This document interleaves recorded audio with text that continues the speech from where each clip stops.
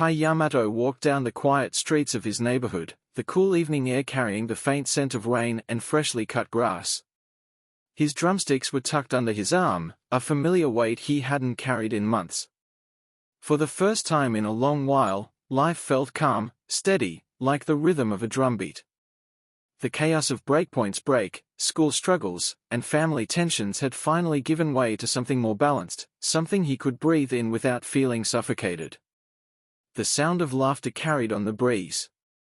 Up ahead, a group of classmates were gathered at the local park, kicking a soccer ball under the glow of the streetlights.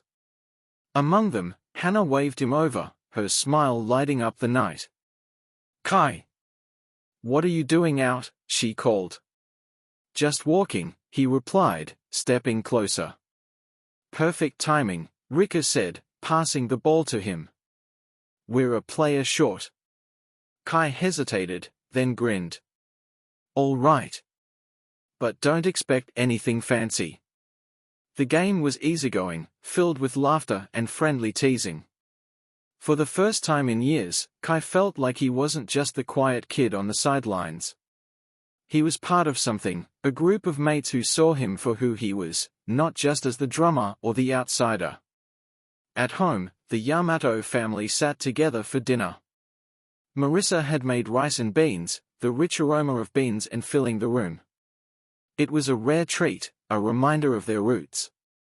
"This smells amazing, Mum," Kai said, taking a big bite. Marissa smiled, her eyes warm. "I thought we could use something from home." "It's been a while." Akio nodded, his tone thoughtful. "It's good to remember where we come from," he said, glancing at Kai. "And where we're headed." Kai looked at his father, surprised. Their relationship had softened over the past months.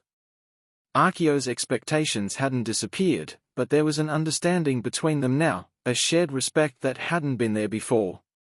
"Thanks, Dad," Kai said quietly. Akio gave a small nod, his face calm. "You've done well, Kai.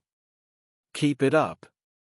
The simple words carried weight, and Kai felt something settle inside him, acceptance, perhaps, or pride. Later that week, Kai found himself in the garage where his drumming journey had started. The old kit stood in the corner, coated in a fine layer of dust. He ran his hand over the cymbals, the cool metal sparking memories of long hours spent practicing. His phone buzzed in his pocket. It was a message from Hiroshi. "Hiroshi, thinking of jamming this weekend. No pressure, but it'd be good to see you." Kai stared at the message, his heart tugging in two directions. He hadn't played with the band since their break began. The idea of picking up his sticks again filled him with both excitement and apprehension. After a moment, he typed out his reply. "Kai, all right. Let's do it."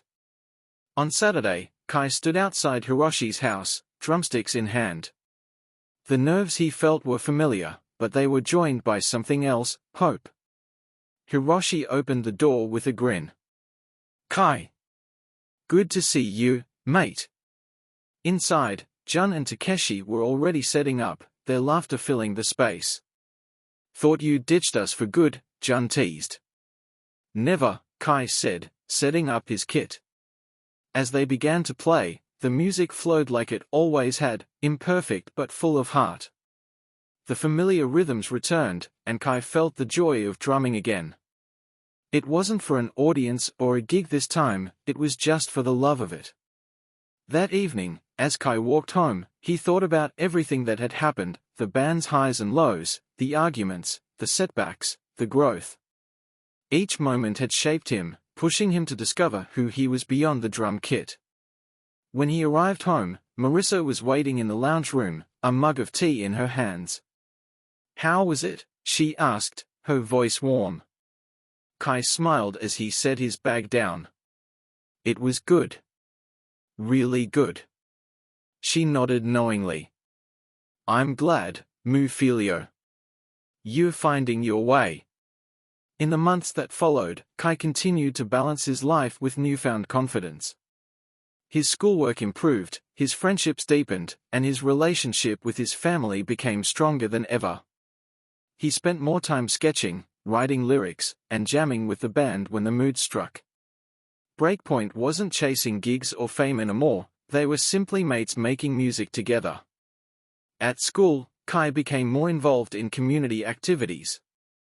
He joined the festival committee, helping plan a music event. His classmates no longer saw him as the quiet, distant kid, he was just Kai, a reliable, creative friend who brought people together.